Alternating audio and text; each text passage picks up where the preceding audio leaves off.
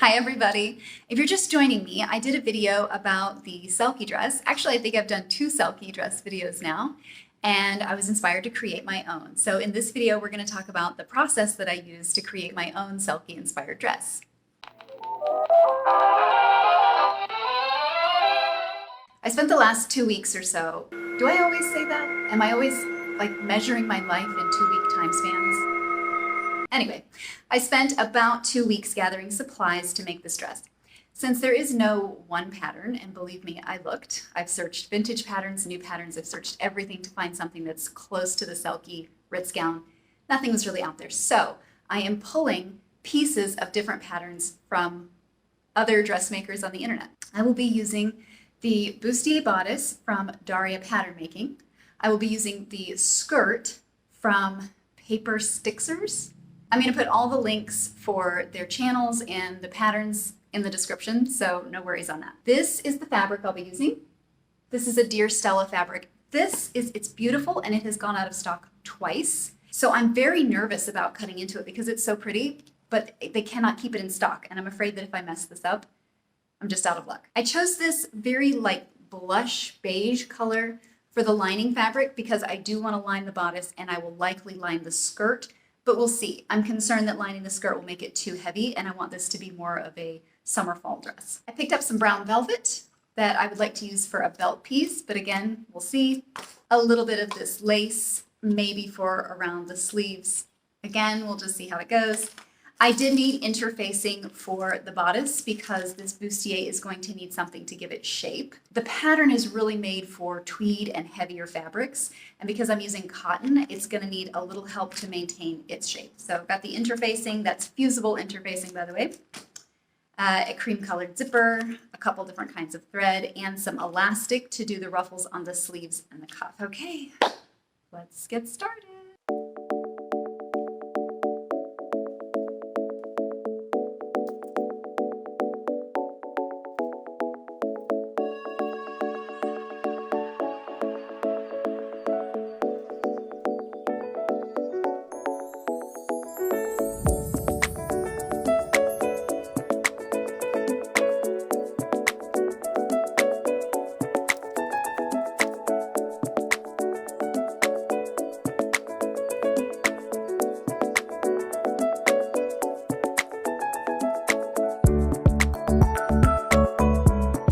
I've been working on this Selkie dress for a couple days, and I thought it was looking really good.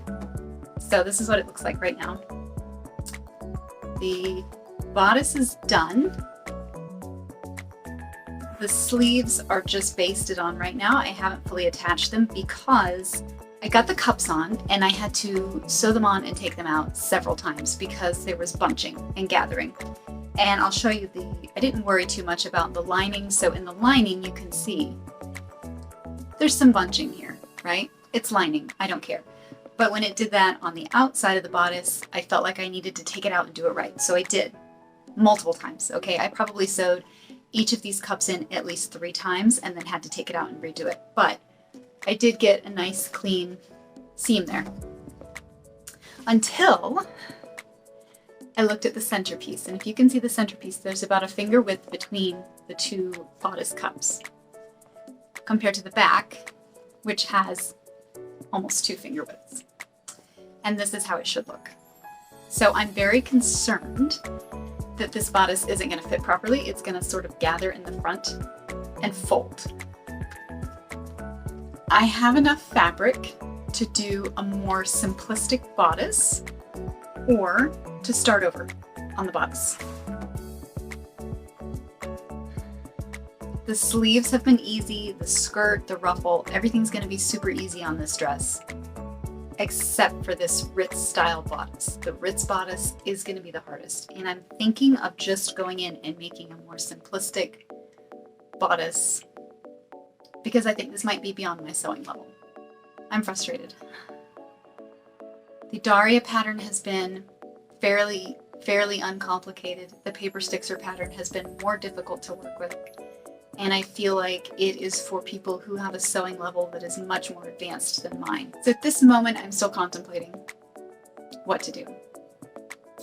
I think I'm probably just going to go ahead, got the skirt cut out. I'm going to cut out the ruffle, and then with whatever fabric is left, I'm going to cut out a second bodice that's more simplistic, sew it together, and then before I attach the skirt, I'll see which of these two I like. So this has been harder than I thought. It has not been easy, and I am not a fan of difficult sewing projects. I specifically buy patterns that say easy and for beginners, but I've learned something from them, so that's good. So I'm almost ready to cut and attach the ruffle to the bottom of the skirt. I have adjusted the pattern from Paper Stixers just a little bit because this dress is meant to be more of an everyday kind of dress. So I've shortened the length of the ruffle just a bit and the width of the ruffle just a bit as well. So basically what I'm doing is I'm taking my fabric and I've just cut off, you know, about an arm's width, an arm's reach of fabric. And then I have folded it into quarters and ironed a crease down the middle, and that's going to be my guide for cutting. If you decide to use this method, do remember to cut the selvage off of your fabric, otherwise your quarters are not going to be equal lengths. If you're not familiar with that term, the selvage is this piece that runs down the side of either fabric. It has little dots on it and it has this frayed edge, and it's about half an inch in width. So you want to cut that off first so that all of your pieces are equal. Now I'm going to cut my ruffle. Update on my Selkie sewing project. I have been working for 4 or 5 days on this, and this machine has died. My vintage machine back here has died, and I had to borrow this Kenmore from the 1970s from my mom so that I could finish this. I hate this machine, by the way, and not because it's a bad machine, but because my mom, whom I love dearly, has been very, very rough on this machine, and it is not the easiest thing to use anymore. It has seen and been through some stuff. So it's not in the best shape. It's really difficult to use, but at least it's working because my other 2 machines are not. They both died of different causes. So I don't think it's me, but if this one dies too, then I'll know it's me. I have decided, after much screaming and hair pulling and frustration, to stop working on the bustier bodice and do a much more simplistic bodice that is closer to the original Selkie, because I don't think I'm ready for this one yet. I think it is too difficult for me.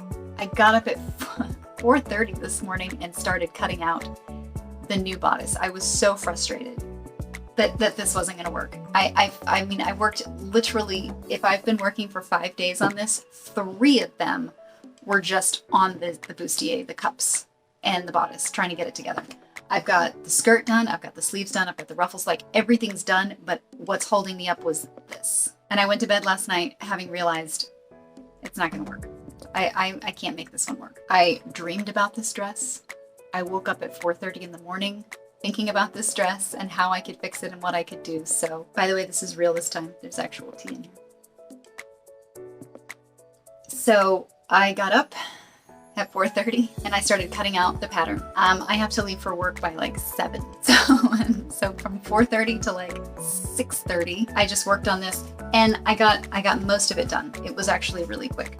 The new bodice, all I have to do is sew together, that's the lining, all I have to do is sew together the shell. In the meantime, I am searching for a new sewing machine under $200, and if you have a suggestion, please leave me a comment, because this one will no longer be working in my home. Well, it's done. I don't know what time it is. It's sun's not up quite yet, but I finished it. This has been the most difficult project I have ever worked on. I stopped showering, stopped talking to people, stopped going outside. I can't remember what it was like to not be working on this dress. But it's the most beautiful thing I've ever made, even though it's come at a great cost. Let's make another one. Okay, the sun's up. I've showered, I've had breakfast. I'm ready to start on a second dress.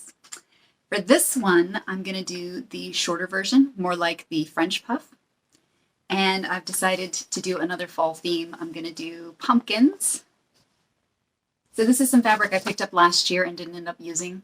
It might still be on fabric.com. That's where I get all my fabric from, but it's really pretty, just a really pretty fall pumpkin pattern. And I'm going to do an orange lining because this is what I have on hand. I'm going to use some orange thread. For this dress, I really need an 18-inch zipper. I also need to buy some lace detailing for around the sleeves, I think. So I'm going to have to make a trip to Joann's, but I don't really feel like making it today.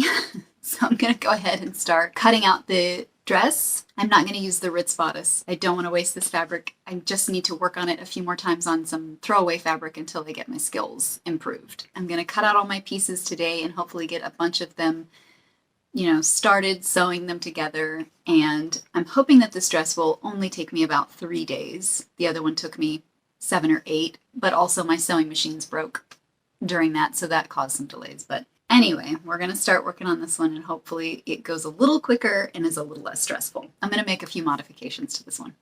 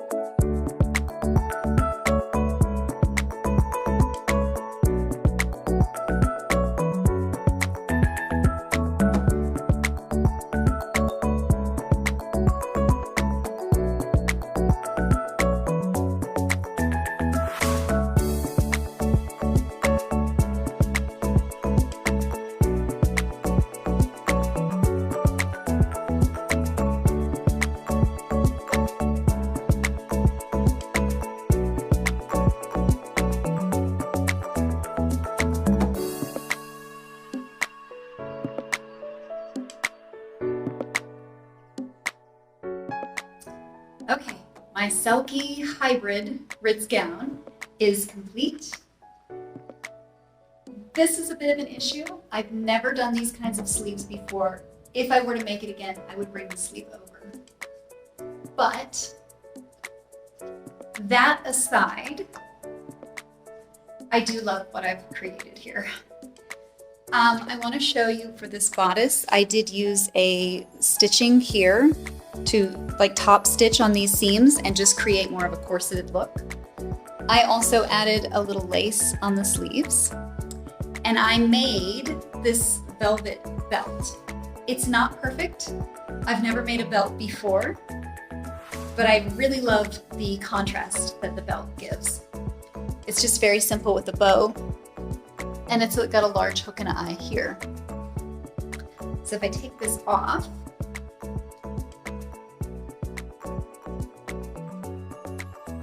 I definitely think the skirt could be fuller. It does not have that Ritz gown glamour. However, it's cotton, so it's heavier. And it's more, this dress is made to be more around the house, right? I would wear this around my farm, not to a ball. So, I also want to just mention here that for the ruffle, I did sew it with this little ruffle detail sticking up like the Ritz gown has. For this top skirt, I did a rectangle and gathered. For the lining layer, I did a circle skirt, and so it is not gathered. And then I fitted this skirt to the underlayer. So that is the underlayer of skirt. The entire dress is lined except for the sleeves. I love it. Even though it's not perfect, I think this is probably the prettiest dress I have ever made, and I love everything about it. I do wish that the bustier bodice had worked out. I think that would have made this dress just over the top gorgeous, but it didn't. I'm gonna get better. I'm gonna try again, and eventually I will get the hang of it. In the meantime, I think this is very comfortable. I think it's breathable. I think it's beautiful. And that's everything I want in a dress. So I'm very happy with this dress. So this is the finished product for my fall Halloween Selkie Inspired dress. For this one, you'll notice I did shorter sleeves. I used the same bodice because I'm still not ready to try the other one. And I used a shorter length. I also did not do the ruffle on top. For this one, I just stitched the ruffle underneath and then folded it over. So it doesn't have that little detail like the Ritz dress does. I think that it's really pretty. It's sort of folksy, you know, square dancing kind of style, but still very feminine, still very pretty. I like it's actually quite fitted in the waist, and I like that. That's very nice. I did a bright orange underneath. Not crazy about that, but it's what I had on hand. This, yeah, I didn't know about this when I made the second dress, but again, I would definitely bring these sleeves over. So, very happy with this dress. I did the same thing. I did a sort of rectangle for the skirt, and then the underlayer is a circle skirt. It's just that everything is shorter, but very cute. I think it turned out pretty well. I am equally surprised that I decided to make a second dress because the first one was so hard. And I dreamed about it. I lost sleep over it. I got up early to work on it. I stayed up late to work on it. And then I finished it and I was like, oh yeah, that wasn't so bad. I could do another one. And the little part in the back of my mind was going, what are you doing? That's crazy. Please don't do that.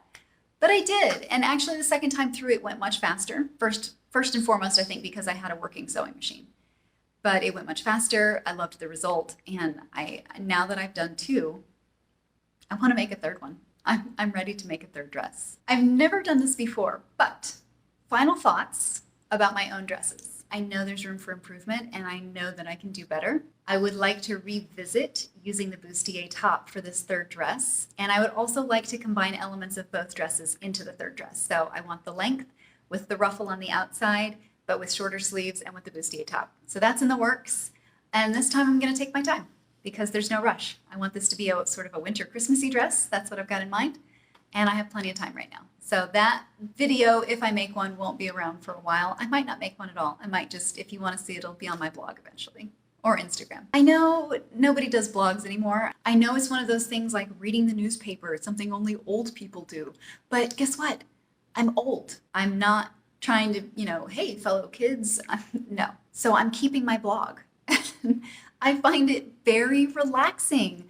Making a video is stressful, but if I do something wrong on my blog, I just backspace a few times and fix it. Whereas in a video, I gotta start over and it takes forever. And it's just not as enjoyable. So I love my blog. I'm keeping my blog and I don't care how old and outdated it is. Thank you so much for watching. Thank you so much for taking this sewing journey with me. I hope that it has inspired you and encouraged you to go out and make your own version of any beautiful dress you see, because you can do it. And I have more videos on the way at some point eventually. I'm taking a little break after this, but I will have more videos on the way soon. In the meantime, if you want to keep up with me, you can go over to my blog or you can follow me on Instagram, and I will see you soon, guys. Bye.